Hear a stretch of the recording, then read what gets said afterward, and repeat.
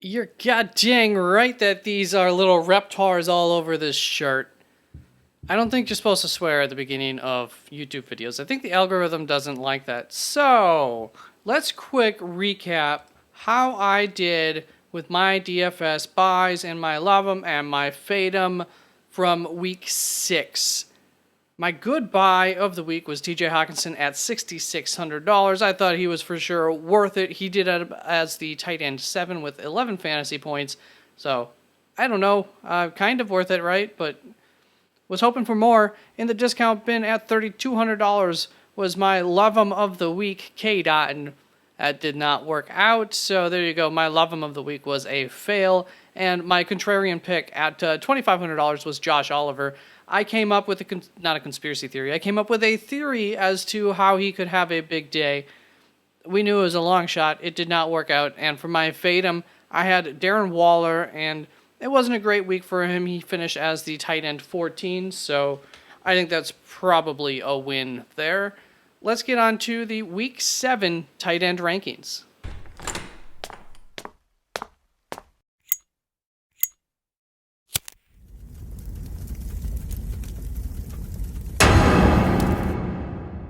There you can see my rankings up on the screen somewhere. And you can see where. These are my top 5 must-start players. There's, I don't think, any reason to sit any of them. Travis Kelce, Mark Andrews, TJ Hawkinson, Sam Laporta, and Dallas Goedert going up against Miami. That is a red hot matchup for Dallas Goedert. Let's move on to the second tier. And this tier starts off with someone who played last night, Evan Ingram. And at tight end 6, how did he do is not a good matchup. You just kind of like the floor for him.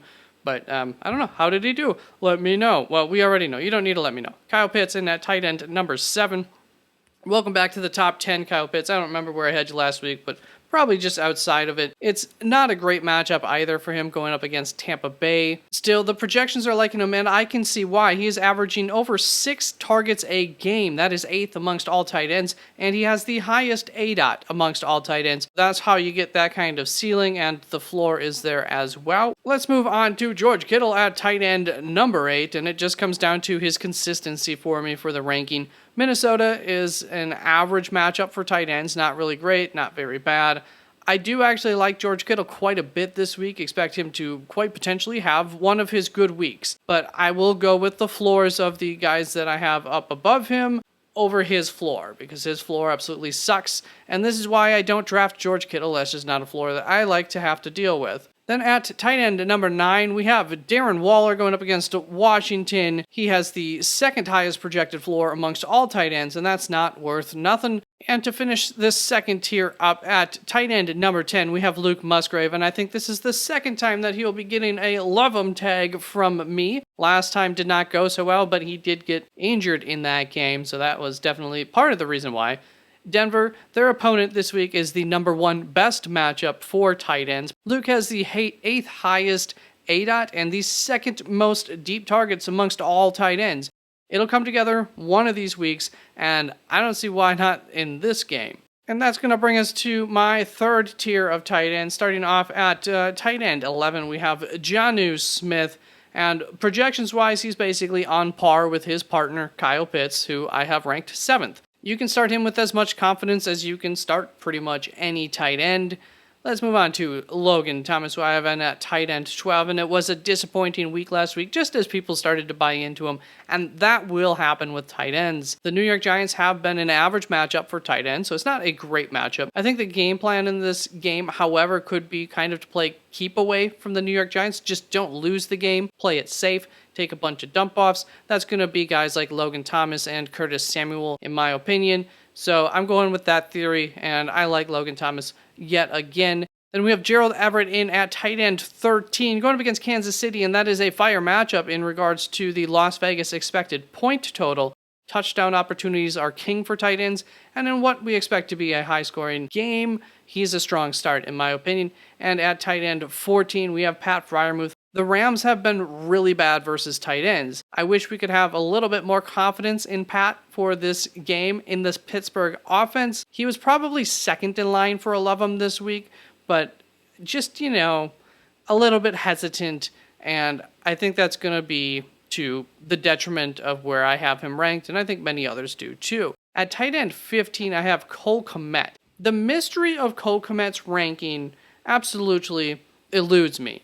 To catch you up, if you haven't been here for the Cole Kmet saga of mine, I had him lower than pretty much all experts all offseason. Maybe not all, but I had him lower than experts on average during the offseason. I wasn't very high on him. He had an okay, underwhelming even first 2 weeks. However, the underlying stats were very good for him. Targets, etc., were quite good. And if you recall, he wasn't the only one who had an underwhelming first 2 weeks. It was better than a lot of the other underwhelming performances.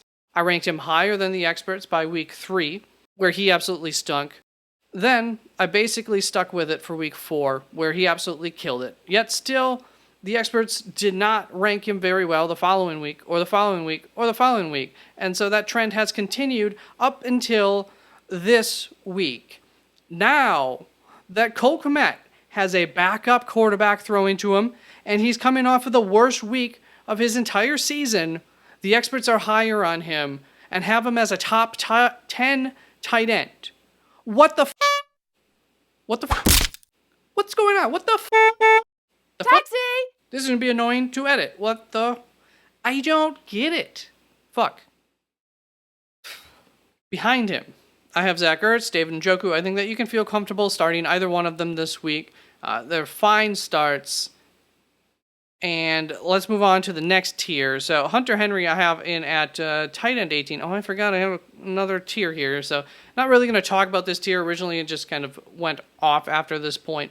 But Hunter Henry, 2 players to talk about. First of all, Hunter Henry was close to being in this tier. However, he's going up against Buffalo, and they are the 3rd worst matchup for tight ends. That said, I still think that there's hope for him, and I'll actually talk about him a little bit when we get to the DFS buys for week 7. Spoiler alert.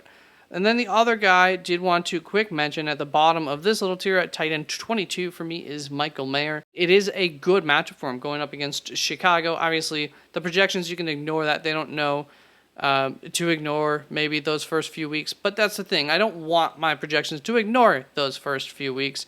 That said, he's working his way up towards this next tier, but he's just not quite there yet.